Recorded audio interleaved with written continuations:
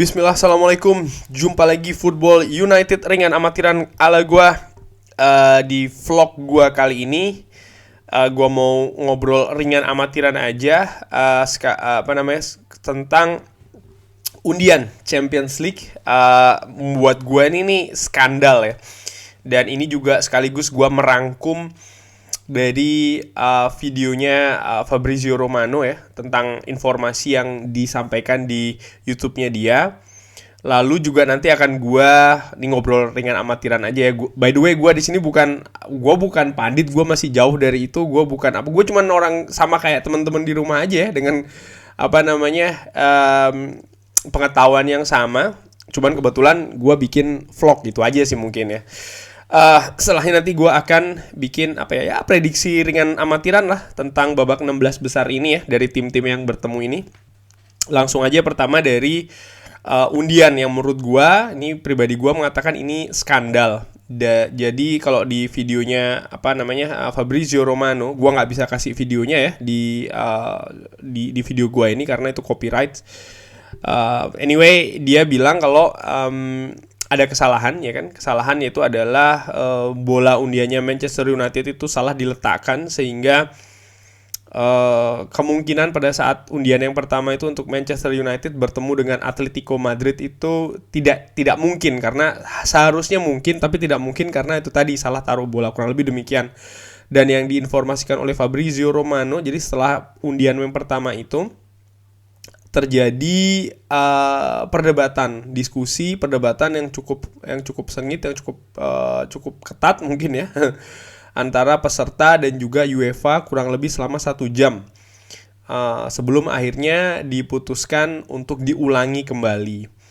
Nah, tentu gua sih berpikir ya itu wajar ya, karena kan memang ada tim yang menurut gua suka dengan undian yang versi pertama, ada juga tim yang tidak suka dengan undian kedua dengan apapun alasannya, dan akhirnya diputuskan memang harus diulangi kembali. Dan ini Fabrizio Romano mengingatkan, memberi informasi juga kalau ini adalah yang pertama kali jadi undian yang harus diulangi lagi.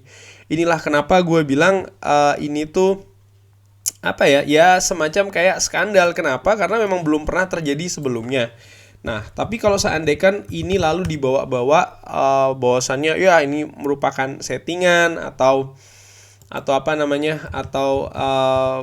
ada diatur atau seperti apa, gua ringan amatiran, gua nggak mau memberi pendapat gua lebih ke sana. Kenapa? Gua mau cari aman. Ini cuman subjektifnya gua mau cari aman begini. Gua nggak ada bukti, gua tidak ada pengetahuan yang lebih ke sana. Jadi kalau gua ngomong yang mengarah atau seperti gua tahu bahwa itu memangnya diatur atau seperti apa, itu kan dari yang gue percaya, itu kan termasuk fitnah. Jadi gue nggak mau kan konsekuensinya buat diri gue besar ya. Jadi gue nggak mau ke arah sana. Jadi gue ya sudahlah, biarkan saja. Ini memang gue mau bilang skandal. Kenapa gue bilang skandal ya, karena ini tidak seharusnya terjadi kesalahan ini ya. Kalau kita ngomong soal masalah seremonialnya aja, kesalahan teknis seperti ini menurut gue tidak seharusnya terjadi dan ini juga dibilang oleh Fabrizio Romano ya, tidak seharusnya terjadi di kompetisi tingkat tinggi. Champions League ini kan salah satu kompetisi tingkat tinggi di mana pesertanya tentu saja ya klub-klub elit di masing-masing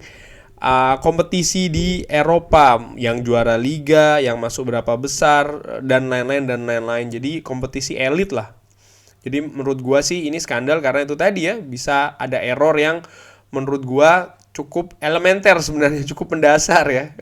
Kan itu sebenarnya sudah ada aturannya ya kan, bola mana harus taruh di mana dan lain-lain, kan tinggal follow the rules saja, tinggal ngikutin aturannya. Tapi ternyata ada kesalahan yang terjadi di sana. But anyway, undian pertama kalau gua ulangi lagi ya, PSG melawan Manchester United, Benfica Real Madrid, Villarreal Manchester City, Atletico Madrid Bayern Munchen, RB Salzburg Liverpool, Chelsea Lille, Inter melawan Ajax, Sporting melawan Juventus. Kalau dari undian pertama ini, kalau menurut gue ya ringan amatiran, partai yang big match yang paling berat itu ya tentu saja PSG menghadapi Manchester United. Ini ringan amatiran ala gue ya. Nah, setelah diundi lagi, ini kan jadi berbeda ya. Paris Saint-Germain akan menghadapi Real Madrid, Red Bull Salzburg menghadapi FC Bayern München, Sporting Lisbon menghadapi Manchester City, Benfica menghadapi Ajax, Chelsea menghadapi Lille, Atletico Madrid menghadapi Manchester United, Villarreal menghadapi Juventus, lalu terakhir Inter Milan akan menghadapi Liverpool. Nah, ini jadwal yang atau undian yang dipakai ya, yang versi terakhir. Nah, itu tadi soal masalah kontroversi atau skandal ya yang terjadi di undian itu tadi. Entah, again, gue nggak mau berbicara terlalu jauh apa ada pengaturan atau seperti apa, gue nggak mau kesana karena gue sendiri dari informasi yang gue dapat ya, sekali lagi gue ulangi, gue gue nggak mau lah menyimpulkan ke arah sana. Tapi yang jelas ya inilah dia kontroversinya. Nah, sekarang soal masalah ringan amatirannya, prediksi bagaimana nih pertandingannya. Nah, pertama gue akan membahas soal Red Bull Salzburg menghadapi Bayern München, sama-sama tim dari Bavaria ya, daerah Bavaria, Austria dan Jerman, Deutschland, Österreich dan Confederation Helvetic atau Swiss, tapi kan nggak masuk. Ini kalau di bisnis sering itu ya, But anyway, Red Bull Salzburg menghadapi Bayern München ini menurut gue di atas kertas gue menjagokan Bayern München, tapi yang menarik adalah ini produk Red Bull ketemu semua ya. Kan karena Nagelsmann ini kan juga sebelumnya pelatih Red Bull juga kan, Red Bull Leipzig ya kan. Nah, sekarang dia menghadapi Red Bull Salzburg. Nah, ini Red Bull menghadapi alumni Red Bull. Tapi ringan amatiran kalau menurut gue melihat bagaimana perjalanan Red Bull dan juga Bayern München, sepertinya Bayern München akan lolos dari hadangan ini ya. Sporting menghadapi Manchester City. Ini kalau gue ngelihat Sporting ini di Liga Primeira atau Liga Portugal ya, sekarang menduduki peringkat kedua bersama dengan FC Porto. 14 pertandingan cukup menarik ini karena mereka ini kebobolan paling sedikit 5 gol dan mereka belum pernah kalah. Sementara di babak penyisian, Sporting ini berada satu grup dengan Ajax, dengan Borussia Dortmund dan Besiktas, dan mereka berhasil menyingkirkan Borussia Dortmund. Memang di situ bisa dibilang ya Borussia Dortmund pada saat itu tidak full tim di pertandingan penentuan di kandangnya Sporting. Ketika Sporting menang 3-1 itu Haaland tidak bermain. Ya menurut gue bisa jadi itu juga salah satu pengaruh. Cukup ketat, cukup sengit ini grup ini, sama-sama memperoleh nilai 9. Dan kalau gue ngelihat Sporting ini cukup kuat ketika bermain di kandang. Mereka menang 3-1 menghadapi Dortmund yang minus Haaland ya, lalu menang 4-0 menghadapi Besiktas.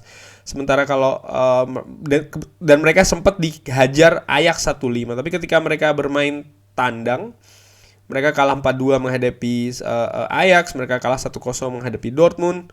Tapi mereka menang melawan Besiktas ya. Besiktas memang tim yang paling lemah di grup ini. Nah, bagaimana peluang mereka ketika menghadapi Manchester City? Gue pikir kualitas dari Manchester City ini akan jadi pembeda ya. Sekalipun again Sporting ini bermain cukup bagus di Liga Domestik, tapi menurut gue with all due respect dengan Liga Portugal, sepertinya kalau dibandingkan dengan Premier League ini masih lebih bagus Premier League kualitasnya. Jadi gue lebih mengunggulkan pasukan Pep Guardiola yang akan mengatasi Sporting kali ini ya. Nah, pertandingan selanjutnya ini menurut gue cukup seru, Benfica menghadapi Ajax. Ajax ini kalau gue lihat ya di pertandingan terakhir, kebetulan gue juga ngelihat dia kalah di kandang sendiri menghadapi AZ Alkmaar. AZ Alkmaar ini adalah tim yang dihuni banyak pemain muda musim ini, dan di awal musim dia tim ini AZ Alkmaar ini banyak sekali kehilangan pemain bintangnya karena pindah ke tim lain. Jadi menurut gue, dan sempat pula terseok-seok di awal era divisi, dan ini justru sebaliknya Ajax cukup digdaya di awal-awal, cuman ya itu tadi pelan-pelan AZ Alkmaar ini mampu merangkak naik, dan salah satu puncaknya adalah ini ya, mengalahkan Ajax Amsterdam di Johan Cruyff Arena di kandang sendiri di Amsterdam. Di pertandingan itu mengingatkan gua juga jalannya pertandingan ketika Ajax ini kalah menghadapi FC Utrecht, di mana pada saat itu Ajax tentu saja dominan, banyak peluang, tapi shot on targetnya itu kalau dibandingkan dengan total shotnya itu cukup kecil. Sementara lawannya pada saat itu FC Utrecht ataupun kemarin ini AZ Alkmaar mampu lebih klinikal. Dan ini memberikan gua kurang lebih gambaran ya bagaimana cara mengalahkan Ajax, di mana pada saat itu mereka ini tampil cukup low block, tapi mereka cukup klinikal ketika mereka melakukan serangan balik, AZ Alkmaar dan juga FC Utrecht. Dan kalau gue lihat lagi perjalanan di grup, Ajax ini cukup sempurna ya, dimana dia ini memenangkan ke-6 pertandingannya, semuanya disapu bersih ya, poin sempurna 18. Tapi di sisi lain gue juga melihat ya ini tadi ya, sudah mulai ada sedikit inkonsisten dari permainan Erik ten Hag ini ya. Memang betul mereka masih menghuni papan atas lah katakanlah di Eredivisie. Sekarang mereka disalip oleh PSV Eindhoven. Bahkan poin mereka ini disamai oleh Feyenoord. Feyenoord yang di atas kertas kualitas skuadnya ya itu di bawah dari PSV dan juga Ajax.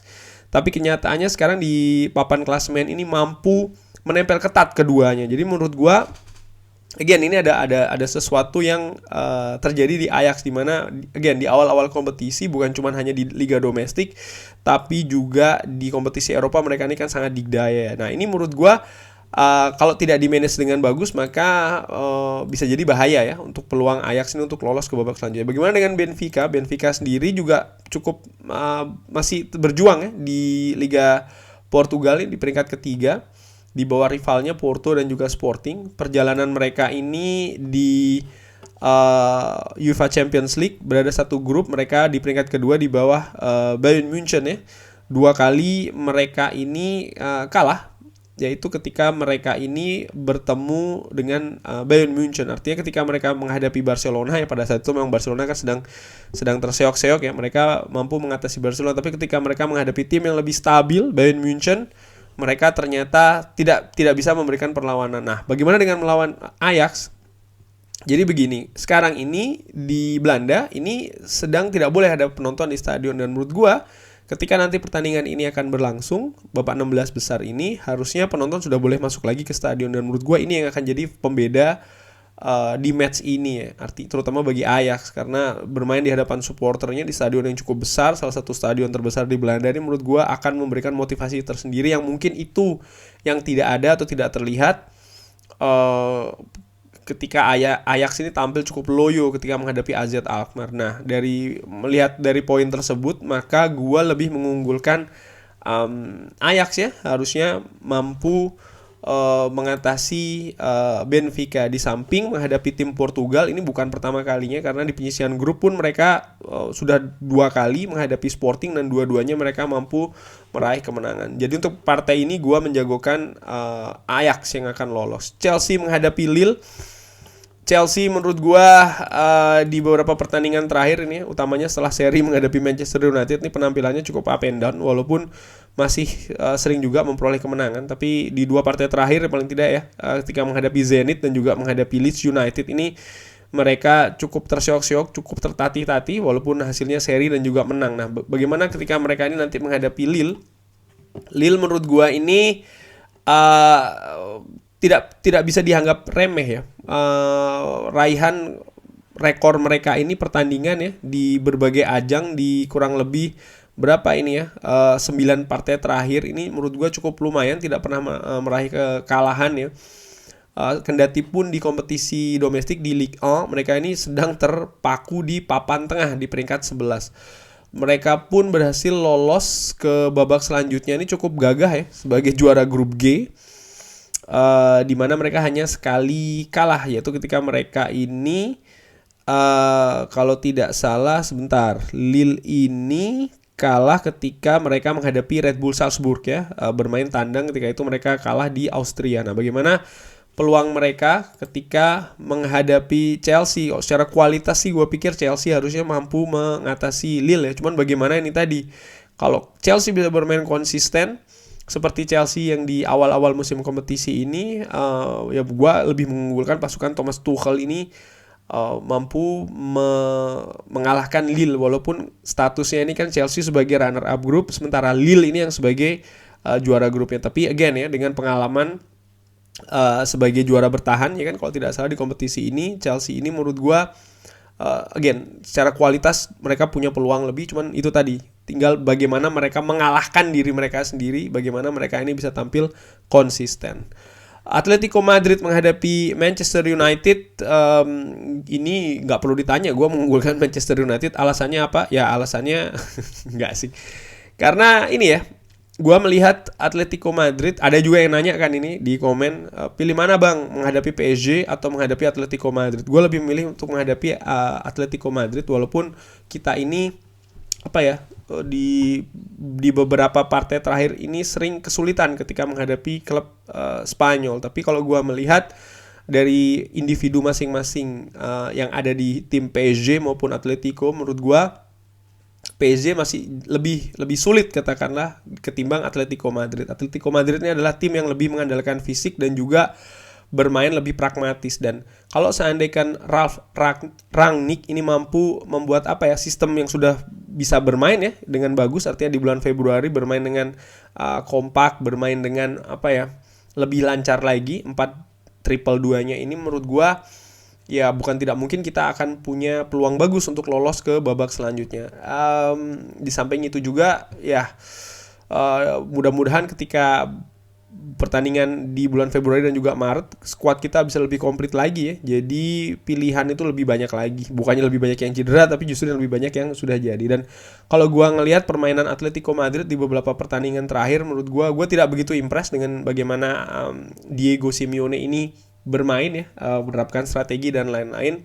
Lebih ke itu tadi ya, mengandalkan fisik dan ya beberapa aksi individu daripada pemainnya dibanding dengan sistem yang cukup menarik seperti mungkin Chelsea ataupun dengan Bayern Munchen. Jadi gue lebih memilih Manchester United menghadapi Atletico Madrid, dan gue masih tetap percaya bahkan kalau Manchester United ini akan mampu menyingkirkan Atletico Madrid. Tinggal itu tadi bagaimana konsep, filosofi, sistem mudah-mudahan sudah bisa lebih bagus lagi di tim ini sesuai dengan yang dimaui oleh Ralf Rangnick ya.